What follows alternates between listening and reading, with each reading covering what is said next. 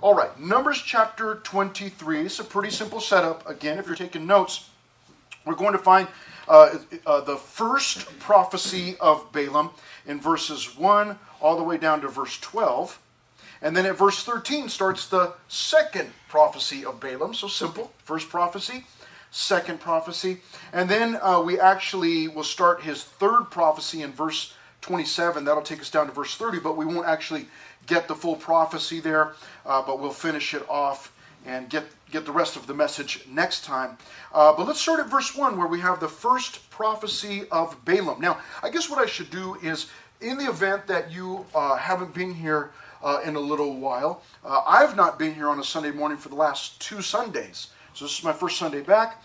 Now, what happened was, prior to me being gone, when the last time I was here teaching on a Sunday morning, we got into the story of Balaam. This is one of my favorite stories in the Bible.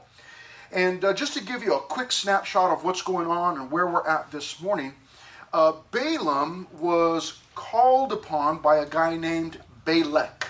So you got Balaam, the prophet, and Balak.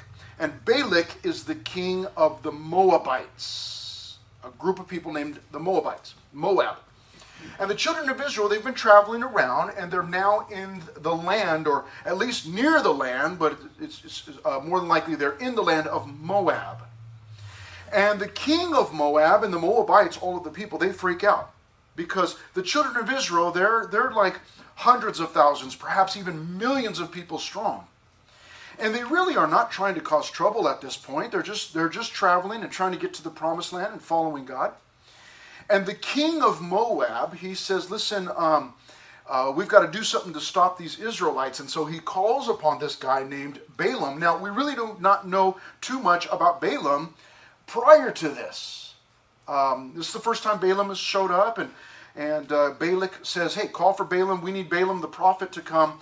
And we need Balaam the prophet to come and curse the children of Israel so that they'll get away from our land. We don't want them taking our resources. Get them out of here.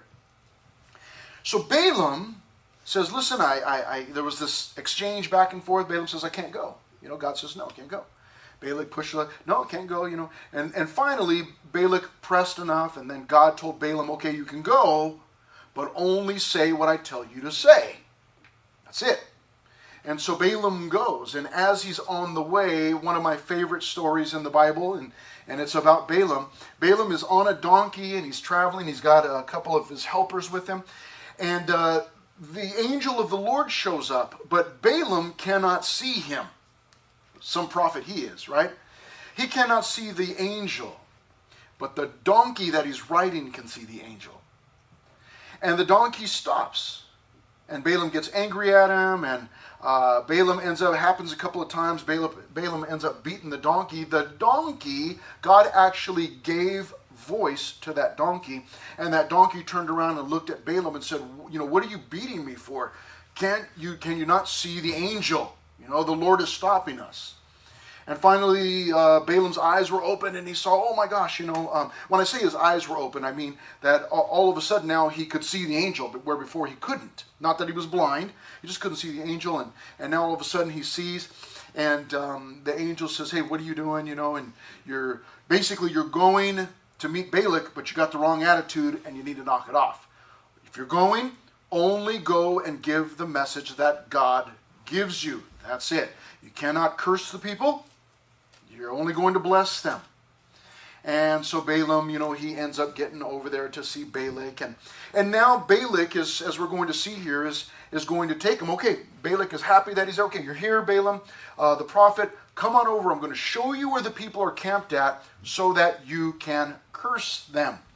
And so this is the first here in chapter 23, verse 1. This is the first of those messages that Balak is assuming is going to curse the people. He's assuming that Balaam is there and that Balaam is going to pronounce a curse on the people. So that's where we pick it up. Let's find out what's going on. Verse 1. Then Balaam said to Balak, build 7 altars for me here, and prepare for me here 7 bulls and 7 rams. Now, again, if you're taking notes, this is the first main division. It's the first prophecy of Balaam. And underneath that, you would write preparation. This is the preparation for that prophecy. Verse 1. Verse 2. And Balak did just as Balaam had spoken. And Balak and Balaam offered a bull and a ram on each altar. So 7 altars, 7 of these animals, 7 bulls, 7 rams. And what they are doing is they are offering evidently to the Lord, although it doesn't make that clear, but they're giving these offerings hoping that these will be acceptable to God and that God will speak to and through Balaam. So they go, and each of these guys goes and offers a bull and a ram on each altar.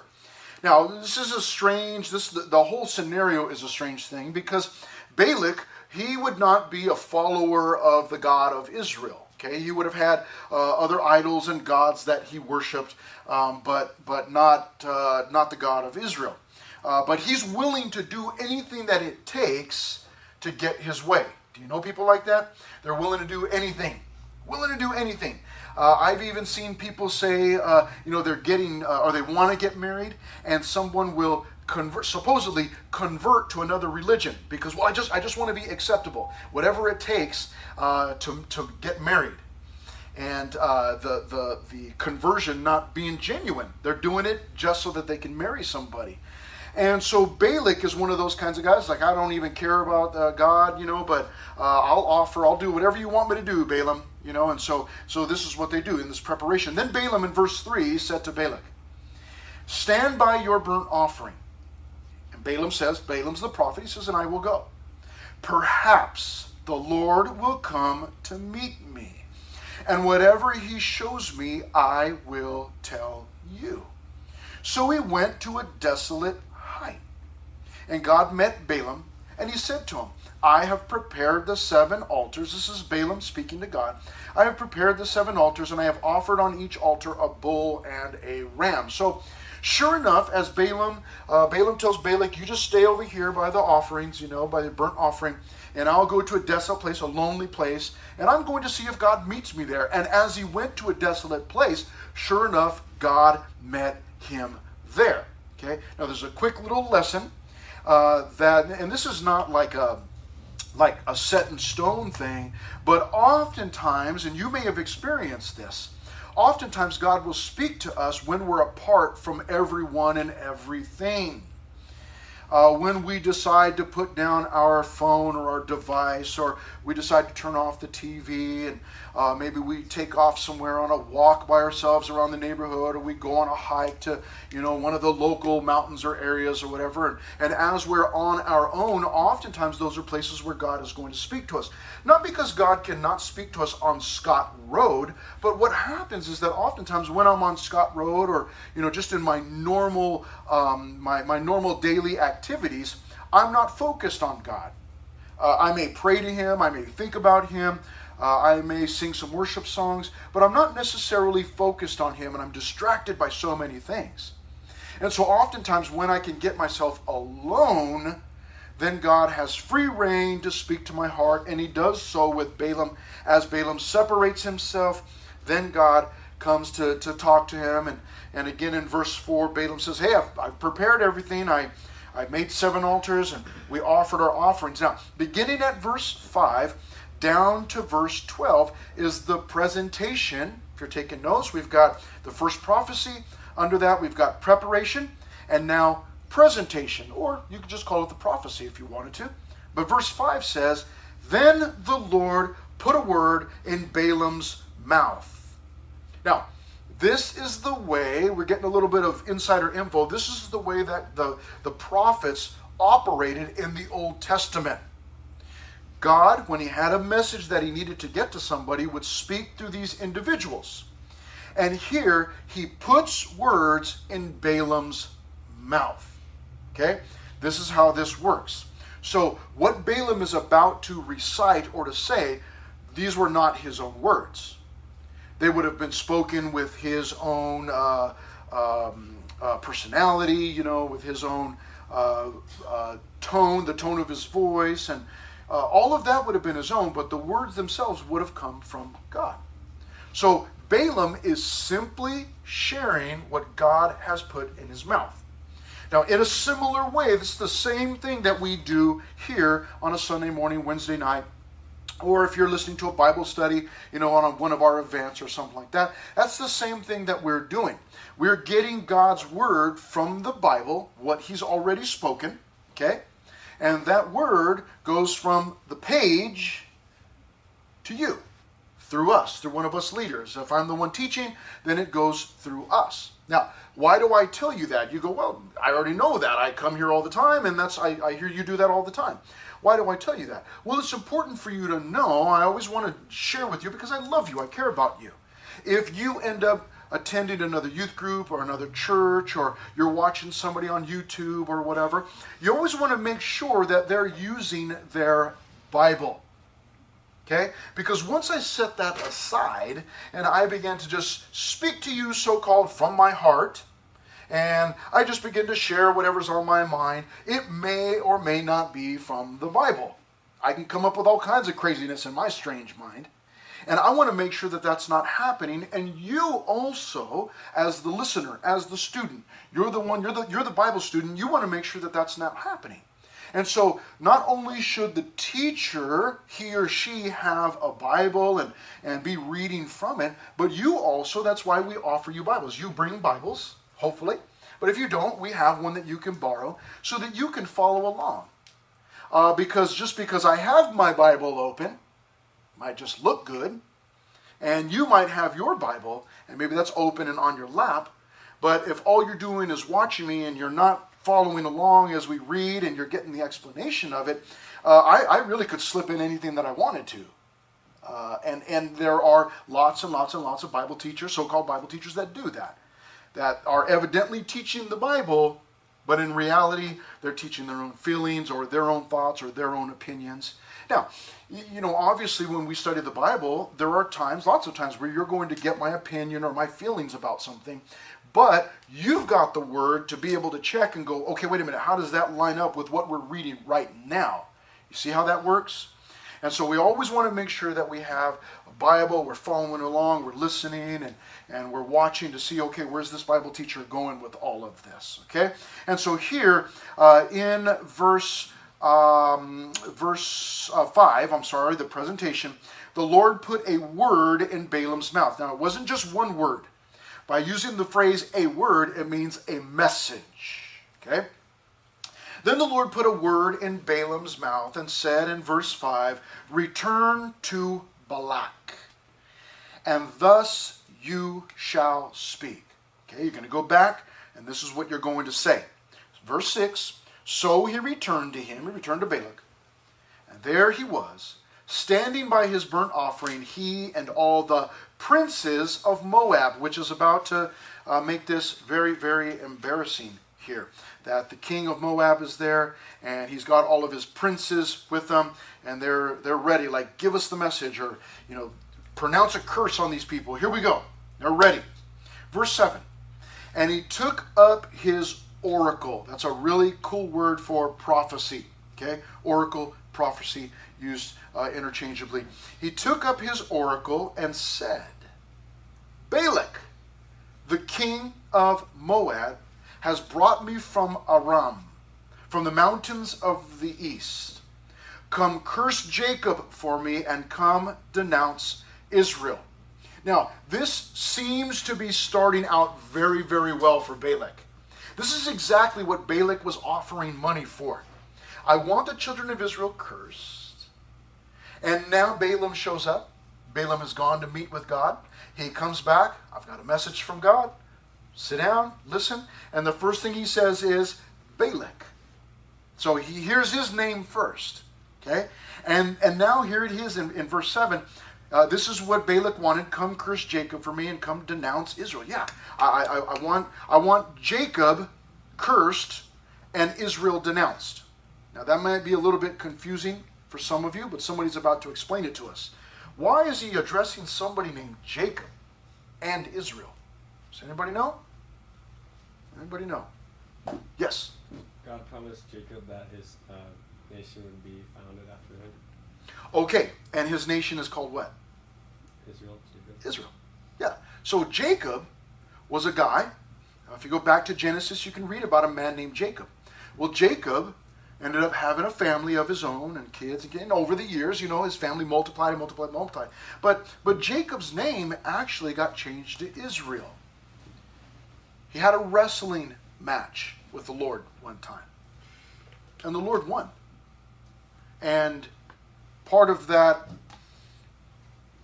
part of losing, but at the same time he won. It's kind of a really neat, not kind of, it's a really neat story. But part of that encounter, Jacob came out of it with this new name, Israel. So when it says in verse 7, come curse Jacob for me and come denounce Israel, that's really just a poetic way of talking about the same people. Jacob, same thing, Israel. Okay? Then in verse 8, here's what God says. He's speaking through Balaam. How shall I curse whom God has not cursed? Now, what was potentially good news for the Moabites just took a hard turn. And what they've just discovered in verse 8, or what they've just heard, is God saying, how am I'm not going to curse my own people. Okay? How shall I curse whom God has not cursed? And how shall I denounce whom the Lord has not denounced? Verse 9, for from the top of the rocks I see him. Who does he see? He sees Jacob. He sees Israel, okay, the Israelites. There are millions of them down there, but as God sees the people, he sees them all as one unit, one people. Okay, so don't get confused with that language. From the top of the rocks I see him, and from the hills I behold him. There, a people dwelling alone, not reckoning itself among the nations. Now I had a hard time finding Bible teachers who covered this chapter in its entirety. For the most part, Bible teachers they'll just kind of read a few verses and they'll skip over the whole thing and go to the next chapter, and they're gone, they're on. But as I was reading through this, and just something a little bit strange about me that I'll share with you, because I know you're just dying to know, I love poetry, and there's lots of it in the Bible. And this is somewhat poetic. It is a prophecy, but also in here you're finding these wonderful messages about how God feels and views, how he feels about and views his people. Now, what does that have to do with us? We're not Jews. I don't know if we have any Jews in here or not. But the majority of us are not Jewish people, and so we might go, well, we're not really his people, but we are his people. We've been grafted in. God adopted us. That doesn't make us Jews. It just means that we're adopted children. We've been adopted by God. And that is, just that really elevates the idea of adoption. I don't know if anybody, I'm sure somebody in here has been adopted, maybe several of you, but adoption is just such a beautiful thing. What a wonderful picture of God adopting us, and, he saves us, and now we're Christians and we're followers of God. Okay? But God views us and thinks about us and feels about us the same way that he does his people here.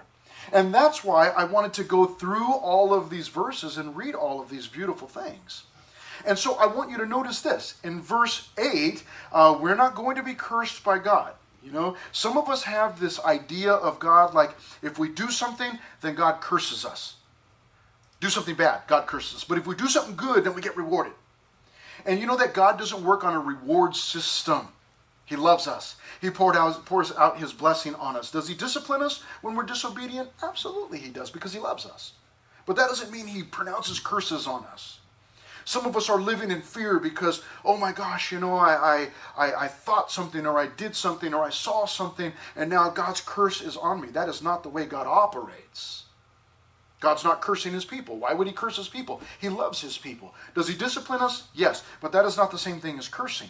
And then in verse 9, I love this thought, that from the top of the rocks I see him, from the hills I behold him. God was watching his people all throughout the wilderness, all throughout the wanderings. As his people were camped out near the land of Moab, God was watching them.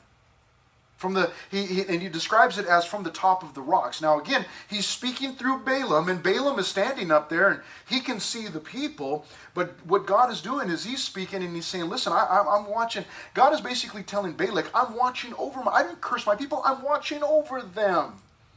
What a wonderful thought that God, even when I am unaware of Him, even when I'm not paying any attention to Him, God still is watching me. Now that's a good thing, and it's also a scary thing, right? Because sometimes we're doing things and saying things and thinking things and watching things and listening to things that we ought not be. But still, even then, the thought that God is watching over me with this care and concern of a father for me. It's a beautiful thing, a beautiful picture. And so God's speaking, saying, yeah, I see him from the rocks, from the hills. And notice in the middle of verse 9, there a people dwelling alone. These are people that are homeless. They've got no land of their own. Not reckoning itself among the nations. They don't have a nation of their own. They belong to nowhere.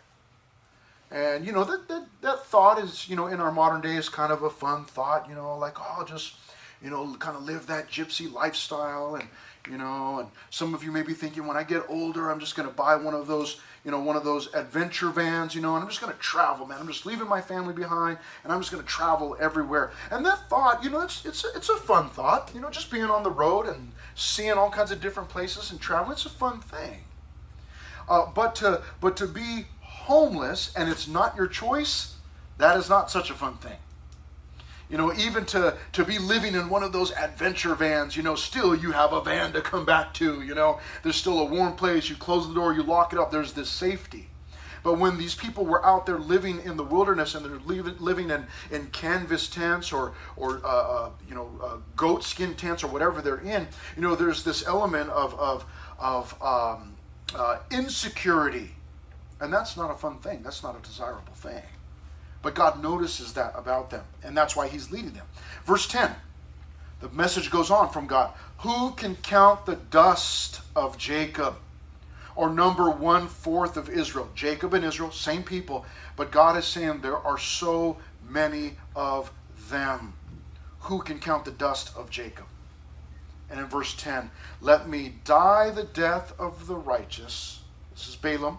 Let me die the death of the righteous, and let my end be like his. In other words, I just want to live this righteous life, and I just want to be, wherever God is and wherever God's providing, that's all I want to do. So in verse 11, Balak said to Balaam, because you figured out by now, that was certainly not a curse. That sounded more to me like a blessing. Then Balak said to Balaam in verse 11, what have you done to me? I took you to curse my enemies. And look, you have blessed them bountifully. So Balaam answered and said, must I not take heed to speak what the Lord has put in my mouth? Now, Balaam he's an odd character. Because as you and I are reading through this, it kind of seems to us like Balaam is this, like he's an upright individual. And yet, the rest of the Bible, that he's mentioned several times throughout the Bible, Balaam is actually mentioned more in the Bible than Mary, the mother of Jesus. What is it about Balaam? I believe it's in Micah. I forgot to write it down in my notes, but the prophet talks about Balaam being, he's just saying what God told him to say, which is a good thing. I just want to speak God's word. That's all I want to do. But there are other places where Balaam is talked about as being this sneaky individual, this person he's for sale. He's a prophet for sale, prophet for hire, kind of like a hired gun. I'll give you money, and I'll take the money and I'll just kill whoever you want me to kill. Balaam is seen as that type of an individual, like, okay, yeah, just give me money and I'll curse whoever you want me to curse. But so far from what you and I can tell, he says here in verse 12, look, all I can do is tell you what God has put in my mouth. That's it. I mean, that's all we can ask from any Bible messenger. Just Tell me what God put in your mouth. That's all I want to know. Okay? Now, at verse 13, we move into our second main division, second of three, which is the second prophecy of Balaam, if you're taking notes. And guess what verses 13 through 15 are? You guessed it, preparation. And guess what verse 16 down to verse 26, really 24, is presentation. Same setup. See, we didn't even really need slides for today.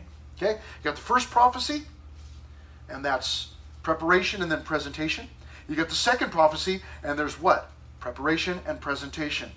And then we'll get into the third prophecy a little bit later, and we'll see what's there. But look at this in verse 13. Then Balak said to him, "Please come with me to another place, from which you may see them. You shall see only the outer part of them, and shall not see them all. Curse them for me from there." So Balak has this strange thought. Like, tell you what, let's go to a different place, and maybe you can curse them from there. Different location. Now, why does Balak think that? Well, that's a good question. I don't really know. In my mind, I wonder if Balak is just desperate and just looking for anything, like, well, what's going to work? What can we do? Maybe if we go to different locations. Maybe this hill, maybe God didn't like this hill. And so maybe we need to just move to a different place.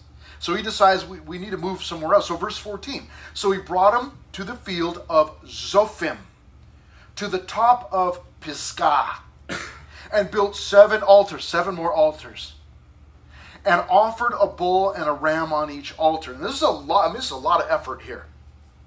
Okay. And he said to Balak, "Stand here by your burnt offering, while I meet the Lord over there." So there goes Balaam again. Same setup. You stay here. I'm going out yonder to go meet with God. And then in verse 16, we get the presentation once again. Then the Lord met Balaam. Yeah, sometimes I'm hot, sometimes I'm cold.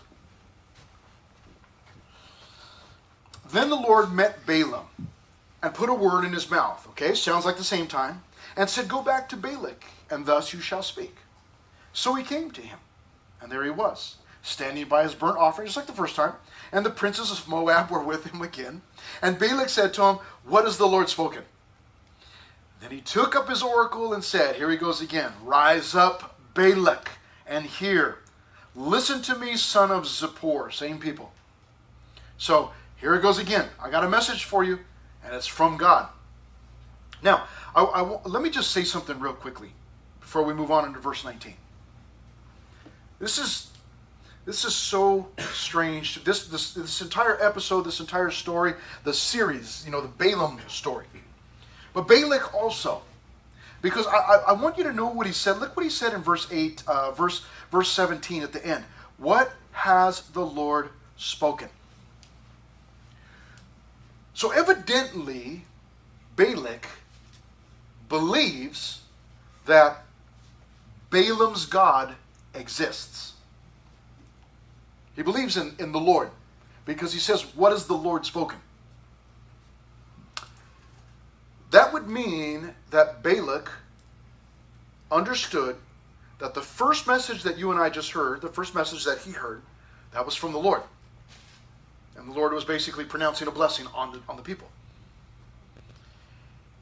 It's a strange thing to me that Balak would at this point believe that there's a God in Israel, and evidently this God is stronger than my gods because I'm calling on that God to come and curse these people. I can't call on my own gods because they don't do anything, so I'm calling on this other God.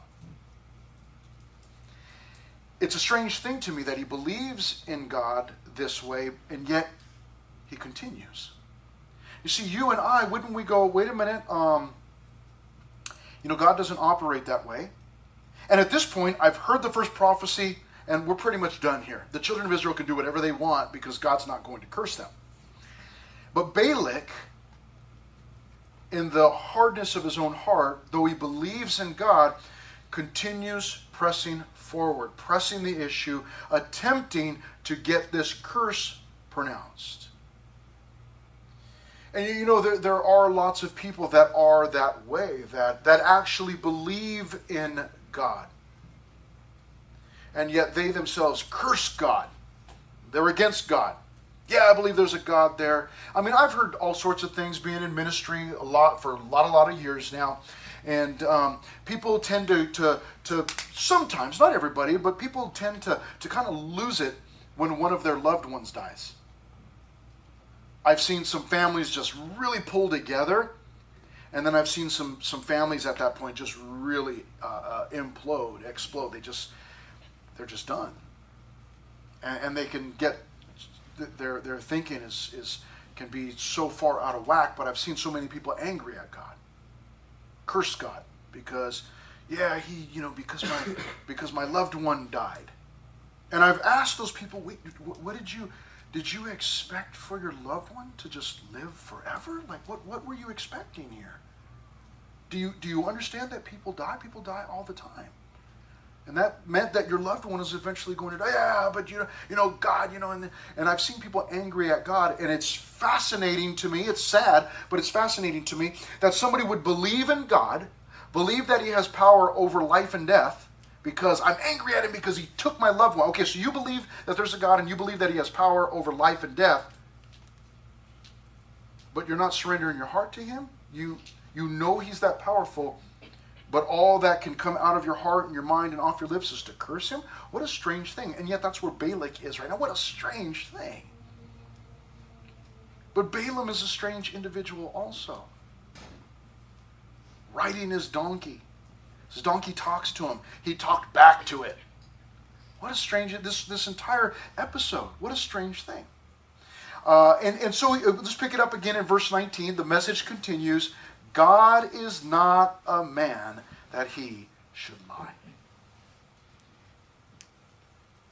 You understand that about God? That God doesn't lie? You understand that? Do you understand? I'll give you a little test here. Do you believe that God answers prayer? Believe that? Some of you might be struggling with that. Like, you know what? The Bible says to ask whatever you want and God will give it. But I've been asking and God hasn't given it. What's the deal? You've got to understand that God answers prayer. However, God does not always answer prayer the way you want him to answer prayer. You ask your parents a question. You want an answer from them, but you're hoping the answer is yes. But the answer might be no. Or the answer might be, I'm not sure. Why don't you wait a little bit? Let me think about that. It's still an answer. See, we tend to think an answer means it's always a positive answer. No. God always answers. He doesn't lie. He's always going to answer, but oftentimes he's going to tell you no. Oh, but please, God, she's so beautiful. I have to have her. But for your own good, or maybe for her own good, God tells you no. No. God's going to answer. He doesn't lie. He's made promises. He will uphold those promises. He does not lie. And he makes that clear here, verse 19. God is not a man that he should lie, nor a son of man that he should repent. Nor a son of man. Isn't that the phrase that they used for Jesus? Nor a son of man that he should repent. God's not human. God's not a person. People lie. People lie. But God's not a man. And he's not the son of man either. He's not a son of man. He doesn't lie. He doesn't have to repent like somebody that lies and then has to turn around. And then in verse 19 also, has he said and will he not do? So what he said, he's going to do. Or has he spoken and will he not make it good? He will. He's faithful. Verse 20, behold, I have received a command to bless. This is God speaking through Balaam. Balaam's talking here, but this is God speaking. And Balaam is saying, look, I've received a command to bless. He, speaking about God, has blessed. And Balaam says, I cannot reverse it. God is pronouncing blessings on his people, and Balaam says, look, you can pay me whatever you want, but I cannot reverse it. What am I going to do? Fight God? Cannot do that. Verse 21.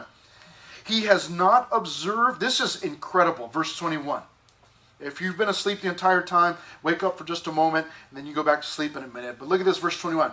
He has not observed iniquity in Jacob, nor has he seen wickedness in Israel. Now, stop there for just a moment. I told you these verses were incredible. Just think about that. Some of you are just now coming into this story. You're not really sure, like, what is this story? Or you're not sure of the background. Hang tight for just a minute, because I'm going to share some things with you. But those of you that have been here since the beginning, when we, Genesis and Exodus and Leviticus, and now here we are in Numbers, and you've been following along through this story. It says here in verse 21 that God has not observed. He's not seen iniquity in Jacob, nor has he seen wickedness in Israel. Have the people, the children of Israel, Jacob, Israel, whatever you want to call them, have they sinned? Anybody? Yeah, they sinned. Like crazy. They're good at it. Have they been wicked? Yeah. Yeah. Remember the very first thing that they did was they asked Aaron to make them a golden calf? I went like this. I don't know. I always, how big, was it big? What was it? But they made a golden calf and they worshipped it. That was wickedness. That was sin. They've complained against God, against Moses.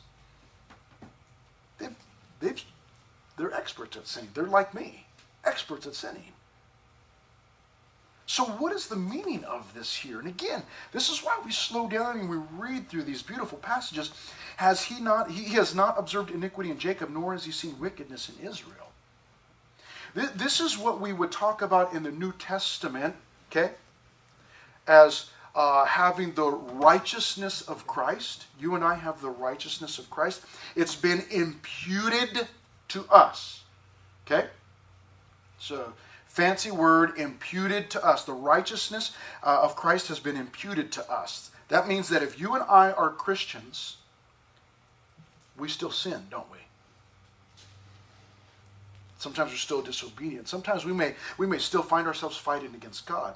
But because we've had the righteousness of Christ imputed to us, it means this. It means that I have the righteousness of Christ, the righteousness that God requires.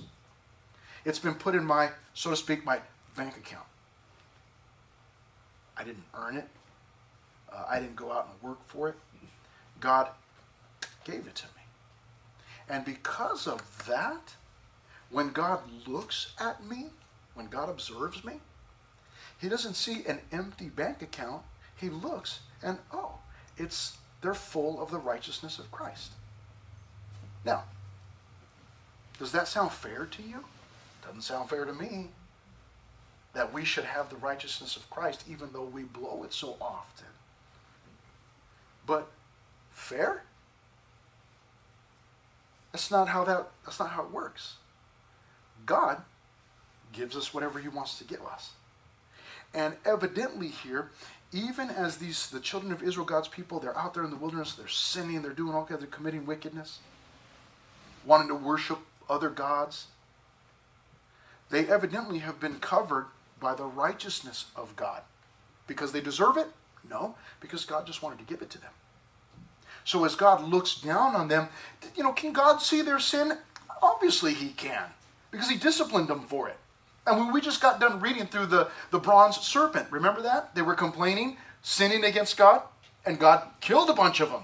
So yeah, obviously God sees it. He sees the sin. It's not like God is just blind to that. But ultimately their account is full because they've been covered by that righteousness. And so as God looks at them, he explains through Balaam to Balak, this pagan king, no, there's nothing wrong with my people. There's no iniquity in Jacob. There's no wickedness in Israel. He sees them as pure. He goes on in verse 21 to say the Lord his God is with him, with Jacob, with Israel. And the shout of a king is among them. Son of man, a king, Maybe some kind of messianic prophecy there. The shout of a king is among them, because they don't have a king. Maybe he's looking into the future. Verse 22, God brings them out of Egypt. He has strength like a wild ox. I don't know if your Bibles say it there in verse 22. Anybody have something different than wild ox? It says the horns of the wild ox. The horns of a wild ox, okay. Anybody else? Kat, were you raising your hand? No? You weren't raising your hand? Okay. Thought I saw somebody else. Some translations actually say unicorn. Oh. What? Some translations actually say unicorn, and there's, I was reading one Bible commentator who did cover this, and he was saying, most likely it's either the ox or the horns of an ox, or maybe even the horn of an ox. But then he went on to say that a unicorn is not entirely out of the question. Yeah. That he didn't go into any detail, but he basically was saying that maybe there were unicorns. I don't know. What are those whale things called? Narwhals. I don't know. Strange creatures. But anyhow, the idea is that God is full of strength, and He's leading them out of Egypt, and He's full of strength.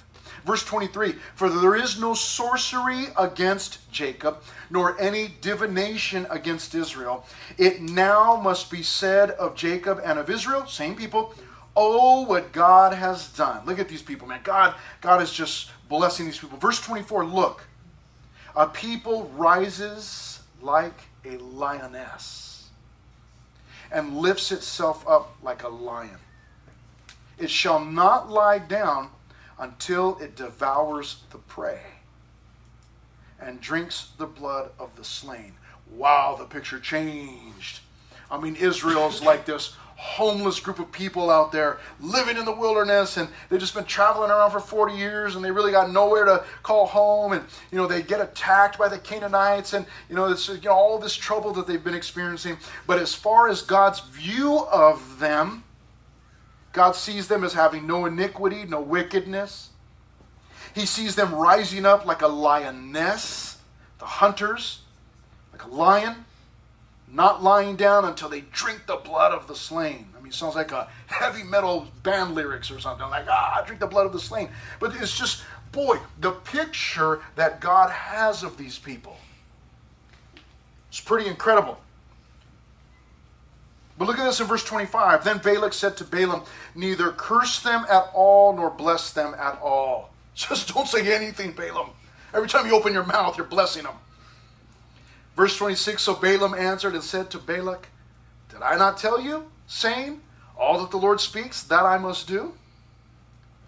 And to my amazement, and we'll finish it off here in verses 27 through 30, and we will not get the full third prophecy. We'll get the rest of the message later on, but it does begin it here in verse 27. Then Balak said to Balaam, please come. I will take you to another place. Perhaps it will please God that you may curse them for me from there. Okay, this is, again, before we finish up these last few verses, just again, think about this. Balak believes in God. Not for salvation, he just believes that God exists. He believes that God is blessing the people and not cursing them. He's just heard that these people are going to be like a lioness, like a lion. They're going to drink the blood of the slain. And yet, in the hardness of his heart, he says, let's try and curse them still. You see, at this point, I hope that if I were Balak, I hope that I would have said, you know what? I think we're done here. The children of Israel can do whatever they want. God is with these people, and I've pushed far too hard and far too long and too far. And you know what? I'm getting out of this thing. I've not lost anything, and I think I'll just leave these people alone, and they can, if they want to take over our country, they can do that. I don't want to have anything to do with these people. They're fine where they're at. But because of the hardness of his heart, he continues pressing and pursuing the children of Israel and hoping that God will change his mind and curse the people. And as you have figured out, that's not going to happen. Why? Because God does not curse his people. God can only bless his people. Does he discipline? Yes, but a discipline is not a curse. Even when he disciplines, it's to prosper the people. But Balak, in the hardness of his heart, hasn't figured that out yet. And you know, there are people that are that way, that, oh, no matter, man, I'm just going to keep pressing and pressing and pressing and pushing until I get what I want. We've got to be careful that we're not that way. See, there's a beautiful picture here, a lesson that you know what, God's blessing is on us because we belong to him. That's beautiful. But we also want to check our hearts before we go and say, you know what, God, am I being like Balak? Maybe there's some issue, some scenario in your life right now, and maybe you're praying and praying and praying for a certain outcome, and God is not giving it. Maybe you feel like you're fighting against God. Like, why doesn't God just give me this thing? Well, it may be that that's not going to happen. That God's trying to bless you, but you keep fighting him and pushing and pushing and fighting and pushing and pursuing something that's not God's will. That's a dangerous spot to be in. We don't want God to go, you know what? You want it? Here you go. Only to find out that was I'm cursed. I shouldn't have done that. I should have just left it alone.